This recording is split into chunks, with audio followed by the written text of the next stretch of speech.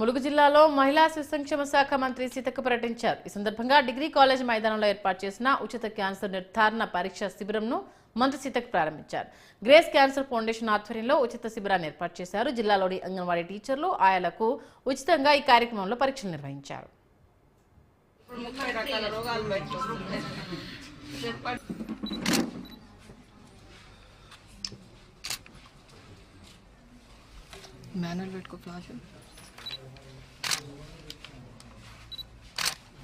Cervical cancer HPV and Pap smear testing.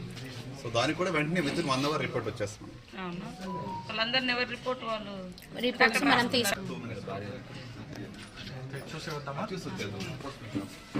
అంటే Hyderabad పంపించక్కర్లేదు.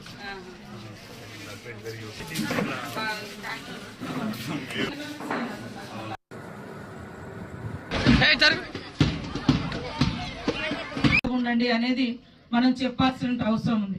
Next trip లో కూడా మా ఆశా వర్కర్లకు ఏఎన్ఎంలకు కూడా పెట్టియడం జరుగుతుంది. ముఖ్యంగా మనము ప్రత్యేకంగా నేను కూడా ఈ మధ్య కాలంలో చేయించుకున్నా, ఇది అందరిది వస్తున్నది, కానీ మనకు టైం దొరకదు. ఎప్పుడు బిజీ బిజీ అని అనుకుంటాం. కొన్ని టెస్టులు చేయించగానే ఏదో ఫోన్ వచ్చి బయటకు వచ్చేసాం.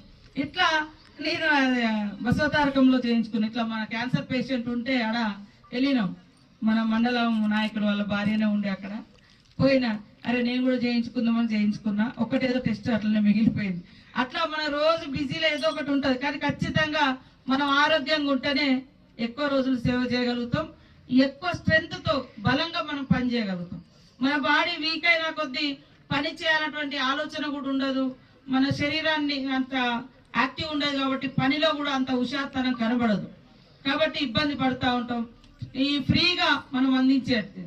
అదే విధంగా ముఖ్యంగా మహిళలు 50-40 ఏళ్ళు దాటిరంటే ఖచ్చితంగా చేయించుకోవాలని ఇప్పుడు మొత్తం ప్రపంచం అంతా కోడే కూస్తుంది.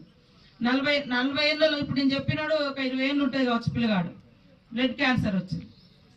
అంటే చిన్నోళ్ళకు కూడా వస్తుంది, కానీ 40 ఏళ్ళు ఉంటే తప్పకుండా ఎఫెక్ట్ ఉంటుంది. ముఖ్యంగా తినే తిండిలో, తాగే నీళ్లలో రకరకాలుగా మనం ఒక పేపర్ ప్లేట్లో తింటాం, వేడి వేడి అన్నం వేసుకొని తింటాం. ఆ పేపర్ ప్లేట్ ప్లాస్టిక్, దాంట్లో కూడా అట్లాంటి అంటే జబ్బును క్రియేట్ చేసే కారకం ఉంటుంది అని అంటారు.